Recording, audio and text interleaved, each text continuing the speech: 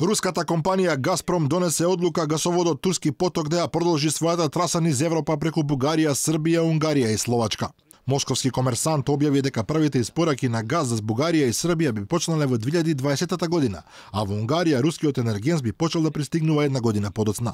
Во план е приклучување на Грција кон гасоводот, но засега не е јасно како ќе биде изведена таа операција. Се претпоставува дека Грција ќе се приклучи на кракот преку Бугарија или пак ќе го замени азербејџанскиот газ со руски по завршувањето на изградбата на трансјорданскиот гасовод, што исто така е планирано за 2020 година.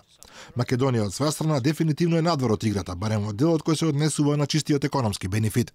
Во секој случај ќе добиеме. Цевководот што го имаме ќе биде и евентуално кој ќе се направи ТАП, ние имаме меморандум да се приклучиме на тој цевковод, ќе користиме газ од југ, само нема низ Македонија да помине големиот, од кој што очекуваме финансиски придобивки, кај што ќе ни плаќаа патарина.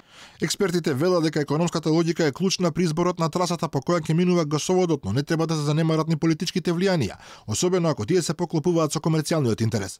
Од владата засега немаат никаков коментар за одлуката на Газпром. Не би шпекулирал, можеби во наредни денови подетални информации за се да видиме, за да не дојде дека во однос на соседите колку ние поскап газ плаќаме или што би значило несувањето на гасот преку Русија. Тие информации можем подетално да дадеме, меѓутоа би упатил дополнително во македонски енергетски ресурси. Да.